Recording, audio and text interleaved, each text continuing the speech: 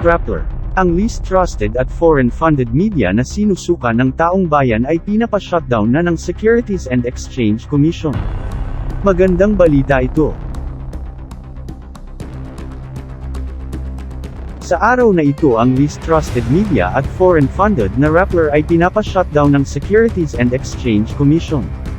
Pinagtibay ng ating Securities and Exchange Commission ang naunang desisyon nitong bawiin ang Certificates of Incorporation ng Rappler at Rappler Holdings Corporation. Sinabi ni Attorney Larry Gadon, na ang desisyon sa pag-shutdown sa Rappler ay hindi patungkol sa press freedom. Hindi ito nagsisikil ng press freedom dahil napakarami naming media organization na inaalaw na mag-operate dahil lisensyado sila. At yan ay hindi about sa press freedom but it's about regulation of businesses.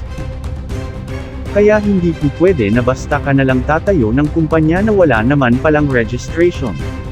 Kaya yan ang dapat gawin. Isara talaga ang Rappler dahil wala silang registration at sila ay nag-o-operate illegally. Narito ang video ni Attorney Larry Gadon, patungkol sa sinabi niya sa Rappler. The decision to shut down Rappler is not about press freedom. Hindi ito nagsisikil ng press freedom. Dahil napakarami naman ng mga media organizations na inaalaw na mag-operate. Dahil kasi lisensyado sila.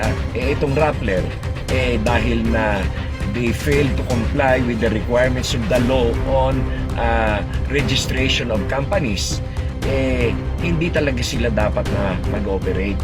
At yan ay hindi about press freedom, but it's about regulation of businesses.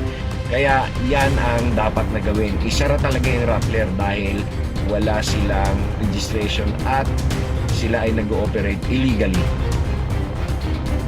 Sa isang survey ng Publicis Asia about sa mga media dito sa Pilipinas, ay makikita natin na ang Rappler pa rin ang nagunguna sa hindi pinagkakatiwalaan ng taong bayan. Kaya hindi na nakapagtataka na bakit dapat talagang i-shutdown ang Rappler. Maraming salamat sa panunood.